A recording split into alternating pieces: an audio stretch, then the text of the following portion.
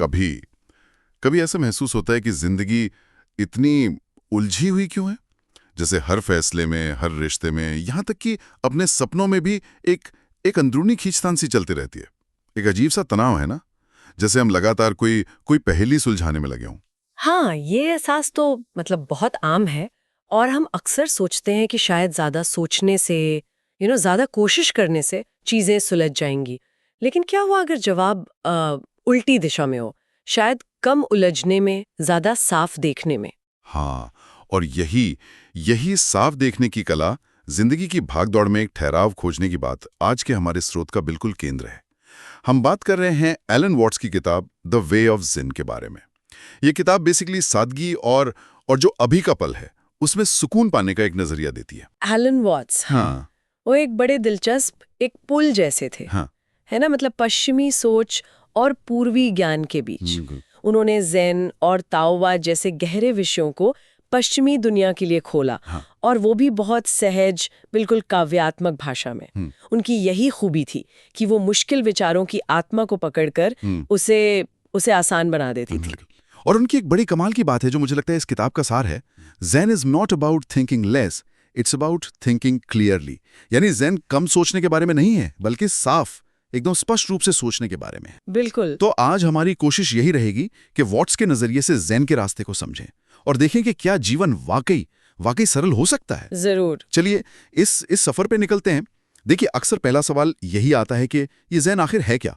कोई धर्म है, कोई पूजा पाठ, कर्मकांड या कुछ और? हाँ, ज्यादातर लोग इसे शायद धर्म या किसी खास पूजा पद्धति से ही जोड़ते हैं। लेकिन वॉट्स और जो ज़ेन परंपरा है, जैसा स्रोत बताते हैं, वो इसे किसी धर्म या पंथ की तरह नहीं देखते। ये दरअसल होने की एक अवस्था है, स्टेट ऑफ बीइंग। मतलब जो अभी का क्षण है ना, उसमें पूरी तरह से मौजूद रहने की कला, बिना अतीत के बोझ या भविष्य की चिंता के। ये कोई सिद्धांत नहीं है रटने वाला, ये एक सीधा अनुभव है। अच्छा, सीधा अनुभव। और इसी सीधे अनुभव की तरफ इशारा करता है वॉट्स का एक और कथन, है ना? The meaning of life is just to be alive. जीवन का अर्थ सिर्फ जीवित रहना है। ये सुनने में तो बहुत बहुत सीधा लगता है, शायद जरूरत से ज्यादा ही सीधा। हाँ, पहली बार में लगता है बहुत सरल, शायद खाली भी लगे। लेकिन इसमें एक गहरा कटाक्ष छुपा है हमारी उस आदत पर, जो हमेशा जीवन का कोई बड़ा बाहरी अर्थ या मकसद ढूंढती रहती है। हम सोचते हैं कि खुशी या सार्थकता कहीं आगे मिलेगी, भविष्य की किसी उपलब्धि में, प्रमोशन, बड़ा घर, कोई परफेक्ट रिश्ता। और इस चक्कर में जो अभी है, जो असल में जीवन है, ये सांस लेना, देखना, महसूस करना, वो कहीं पीछे छूट जाता है। बिल्कुल, हम जीने के बजाय जीवन के बारे में सोचते रहते हैं। और यहीं पे ज़ेन की एक और बड़ी अहम शिक्षा आती है, जिससे स्रोत सामने लाते हैं। Don't chase peace, just stop running. शांति का पीछा मत करो, बस भागना बंद कर दो। ये दिलचस्प है। मतलब शांति कोई ऐसी चीज नहीं जिसे हमें हासिल करना है जी। बल्कि वो पहले से मौजूद है। अगर हम ये भागना छोड़ दें। ये भागना क्या है मतलब? ये भागना है मन का लगातार कुछ और चाहना, इस पल से असंतुष्ट रहना, हमेशा यहां नहीं कहीं और की तलाश में रहना। जब हम इस अंदरूनी दौड़ को रोकते हैं, चाहे कुछ पल के लिए ही सही, तो शांति अपने आप उभर आती है। वो कहीं बाहर से नहीं आती, वो हमारी स्वाभाविक अवस्था है, जिसे हमने अपनी बेचैनी से जैसे ढक रखा है। जैसे स्रोत में कुछ उदाहरण थे, सुबह की कॉफी की महक पर ध्यान देना, या हवा जब छू कर जाती है उसे महसूस करना, ढलते सूरज के रंगों को बस देखना। ये छोटे रोजमर्रा के पल, यही वो जगह है जहां हम भागना बंद कर सकते हैं। हाँ, बिल्कुल, यही वो अभ्यास के क्षण हैं जब हम अपनी इंद्रियों के जरिए बिना किसी जजमेंट के वर्तमान से जुड़ते हैं, तो मन की वो दौड़ धीमी पड़ती है। ये ज़ेन को जीने का तरीका है। इसके लिए कोई खास आसन या मंत्र जरूरी नहीं है। ये होने की अवस्था और वर्तमान में टिकने की बात, ये तो समझ आती है। लेकिन हमारे कर्म का क्या? मतलब हम दुनिया में रहते हैं, काम तो करते ही हैं। यहाँ ज़ेन का क्या नजरिया है? आपने शुरू में एलन वॉट्स के ताओवाद से जुड़ाव का जिक्र किया था, खासकर वो वू वे। हाँ, बिल्कुल सही सवाल है। ज़ेन का मतलब सिर्फ निष्क्रिय होकर बैठ जाना नहीं है। और यहीं वॉट्स ताओवाद के वू वे सिद्धांत का इस्तेमाल करते हैं ज़ेन के एक प्रैक्टिकल पहलू को समझाने के लिए। वू वे का अनुवाद कई बार अकर्मण्यता कर दिया जाता है, जो जो थोड़ा भ्रामक है। इसका गहरा मतलब है सहज कर्म, या कह लें बिना प्रयास के कर्म, एफर्टलेस एक्शन। बिना प्रयास के कर्म, ये थोड़ा विरोधाभासी नहीं लगता? क्या मतलब, बिना कोशिश के कुछ हो सकता है? क्या उसका मतलब आलस है फिर? विरोधाभासी लगता है, हाँ। हमारी सामान्य समझ के हिसाब से तो यही है कि भाई ज्यादा जोर लगाओगे तभी बेहतर नतीजे मिलेंगे। लेकिन वू वे का मतलब आलस या कुछ न करना बिल्कुल नहीं है। इसका मतलब है प्रकृति का जो स्वाभाविक प्रवाह है ना, उसके साथ तालमेल बिठाकर काम करना, बिना फालतू की जोर जबरदस्ती या अंदरूनी संघर्ष के। अच्छा, तो जैसे पानी बहता है, स्रोत में शायद पानी का उदाहरण था। पानी चट्टान से लड़ता नहीं है, वो रास्ता बदल लेता है पर आखिरकार समुद्र तक पहुंच ही जाता है। बिल्कुल सही पकड़ा। पानी जबरदस्ती नहीं करता, वो स्थिति के हिसाब से ढल जाता है। वो वे का मतलब है अपने अहंकार की इच्छा को हर स्थिति पर थोपने की कोशिश छोड़ देना और चीजों को उनके स्वाभाविक रूप से खुलने देना। ये एक तरह की समझदारी है, ये जानना कि कब धक्का देना है और कब बस साथ बहना है। यानी हर चीज को कंट्रोल करने की जिद छोड़ना, ये तो मुश्किल लगता है। हमारी आदत तो कंट्रोल करने की होती है। हाँ, और वोट्स इसी आदत पर सवाल उठाते हैं। वो कहते हैं कि जब हम प्रवाह के खिलाफ तैरने की कोशिश करते तभी ज्यादातर थकान और निराशा पैदा होती है। वो वे का मतलब है स्थिति की सच्चाई को स्वीकार करना और फिर उसके अनुसार सहजता से प्रतिक्रिया देना। इसमें एक गहरी शक्ति है, जिसे वॉट्स का एक और कथन है जो इसी से जुड़ता है। The softest thing in the world overcomes the hardest. दुनिया की सबसे नरम चीज सबसे कठोर चीज पर विजय प्राप्त करती है। पानी नरम है पर चट्टान को काट देता है। ये अकड़ के बजाय लचीलेपन की ताकत है। तो ये सहज कर्म, प्रकृति के प्रवाह के साथ चलना, ये बाहरी दुनिया से जुड़ने का एक तरीका हुआ। लेकिन वॉट्स और ज़ेन इससे भी गहरे जाते हैं। वो हमारे अंदरूनी मैं पर ही सवाल उठाते हैं। स्रोत बताते हैं कि जिसे हम अपना स्व या सेल्फ या ईगो समझते हैं, वो असल में एक भ्रम है। ये समझना तो और भी मुश्किल लगता है। हाँ, ये शायद ज़ेन और पूर्वी दर्शन की सबसे गहरी और क्रांतिकारी शिक्षाओं में से एक है। हमारी आम समझ तो यही है कि हम एक अलग, बिल्कुल स्वतंत्र इकाई हैं, एक मैं जो इस शरीर में रहता है, जिसके अपने विचार, अपनी भावनाएं, अपनी पहचान है, जो बाकी दुनिया से कटा हुआ है। और इसी मैं की सुरक्षा, इसी मैं की संतुष्टि में हमारी सारी ऊर्जा लग जाती है। बिल्कुल। लेकिन वॉट्स ज़ेन परंपरा के आधार पर इसी विचार को चुनौती देते हैं।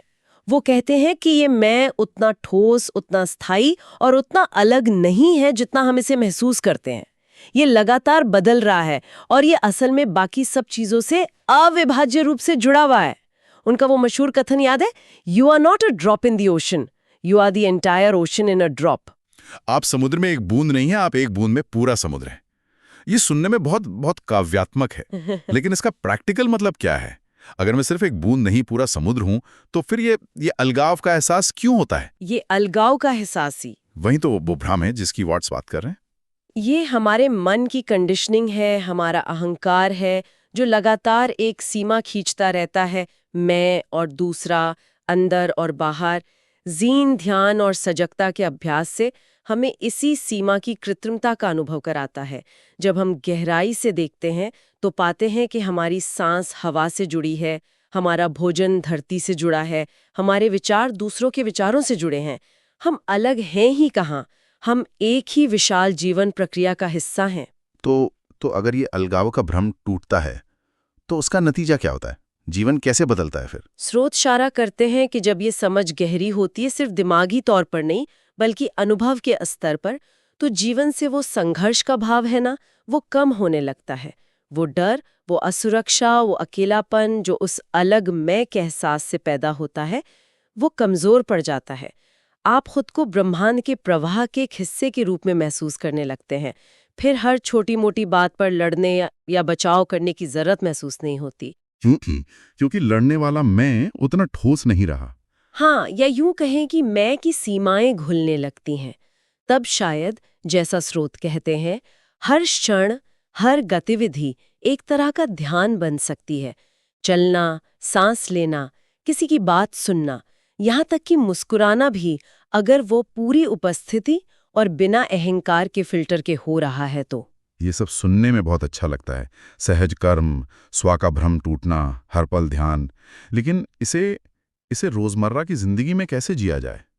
क्या इसके लिए घंटों ध्यान में बैठना जरूरी है, या ये सिद्धांतों से आगे जाता है? वॉट्स इस बात पर बहुत जोर देते हैं कि ज़ेन कोई मठों या मेडिटेशन रूम तक सीमित चीज नहीं है। असली अभ्यास तो जीवन के बीचों बीच होता है। ये सिद्धांतों को रटना नहीं, बल्कि उन्हें जीने की कोशिश है। इसके कुछ प्रैक्टिकल तरीके भी बताए गए हैं स्रोतों में, है ना? जैसे किसी की बात को सच में सुनना, मतलब बिना बीच में टोके, बिना मन में अपना जवाब तैयार किए, बिना उसे जज किए। बिल्कुल। या किसी स्थिति या व्यक्ति को बिना अपने पुराने अनुभवों और पूर्वाग्रहों का चश्मा लगाए देखना। यह आसान नहीं है, क्योंकि हमारा मन तुरंत लेबल लगाने लगता है। लेकिन कोशिश करना, वही अभ्यास है। कृतज्ञता महसूस करना छोटी छोटी चीजों के लिए, जैसे भोजन, धूप या किसी की मुस्कान। ये भी हमें वर्तमान क्षण और जीवन के प्रवाह से जोड़ता है। एक और महत्वपूर्ण पहलू जिसका जिक्र आता है वो है अनासक्ति या डिटैचमेंट। ये शब्द सुनते ही कई बार लगता है कि इसका मतलब है उदासीन हो जाना, मतलब किसी चीज की परवाह ही ना करना। हाँ, ये एक आम गलत फहमी है।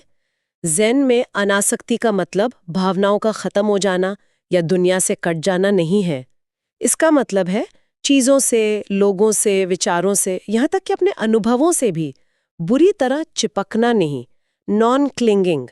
क्योंकि स्रोत साफ करते हैं कि हमारे ज्यादातर दुख का कारण यही अत्यधिक जुड़ाव या आसक्ति, अटैचमेंट है। जब हम किसी चीज को, चाहे वो पैसा हो, शोहरत हो, रिश्ते हों, यहाँ तक कि अपने विचार ही क्यों ना हो, बहुत कसकर पकड़ लेते हैं, तो उसके बदलने या खो जाने का डर हमें लगातार परेशान करता है। हम एक तरह से उस चीज के गुलाम बन जाते हैं। बिल्कुल सही कहा। अनासक्ति का मतलब है चीजों और लोगों के स्वाभाविक प्रवाह को स्वीकार करना, उनके आने, रहने और जाने को। इसका मतलब है प्रेम करना पर अधिकार जमाए बिना, विचारों को रखना पर उन पर कट्टर हुए बिना, अपने सुख दुख का अनुभव करना पर उनसे अपनी पहचान जोड़े बिना। ये एक तरह की आंतरिक स्वतंत्रता है। तो क्या ये कहा जा सकता है कि छोड़ देना, लेटिंग गो, वही मुक्ति है? एक तरह से हाँ। जब हम पकड़ने की जिद छोड़ देते हैं तो हमारे हाथ और मन दोनों खुल जाते हैं। हम ज्यादा हल्के, ज्यादा स्वतंत्र महसूस करते हैं। ये वो शांति है जो भागना बंद करने से मिलती है, जिसके बारे में हमने शुरू में बात की थी। तो अगर हम इस पूरी चर्चा को समेटें, तो एलन वॉट्स की द वे ऑफ ज़ेन हमें जिंदगी को एक समस्या की तरह देखने के बजाय जिसे सुलझाना है, उसे एक अनुभव की तरह जीने का नजरिया देती है। जैसा वॉट्स कहते भी हैं, don't try to understand life, just live it. जीवन को समझने की कोशिश में मत उलझो, बस इसे जियो। बहुत खूबसूरती से कहा आपने। और ये नजरिया, ये उन सभी के लिए एक राहत की सांस हो सकता है जो आज की भागदौड़ भरी जिंदगी के तनाव, भ्रम और वो जो कभी ना खत्म होने वाली रेस है ना, उससे थक गए हैं। ज़ेन हमें रुकने, गहरी सांस लेने और बस इस पल में मौजूद होने का न्योता देता है। स्रोत हमें याद दिलाते हैं कि यही ज़ेन का रास्ता है, जटिलता में सादगी खोजना। ये वाकई सोचने का एक अलग तरीका है। भागने के बजाय ठहरना, समझने की कोशिश के बजाय अनुभव करना, कंट्रोल करने के बजाय सहजता से बहना। हाँ, और यही से एक विचार आगे सोचने के लिए उभरता है। हमने वू वे या सहज कर्म की बात की, प्रकृति के प्रवाह के साथ चलने की। अक्सर इसे निष्क्रियता या पलायनवाद समझ लिया जाता है कि अगर हम जोर नहीं लगा रहे हैं तो हम कुछ कर ही नहीं रहे हैं। लेकिन क्या ये सच है, या फिर वू वे कर्म करने का एक ज्यादा गहरा, ज्यादा टिकाऊ और शायद ज्यादा शक्तिशाली तरीका है, जो सतह पर दिखाई देने वाले जोर जबरदस्ती वाले कर्म से बिल्कुल अलग है? क्या सहजता में छिपी शक्ति निष्क्रियता है या बुद्धिमत्ता? इस पर सोचना दिलचस्प हो सकता है।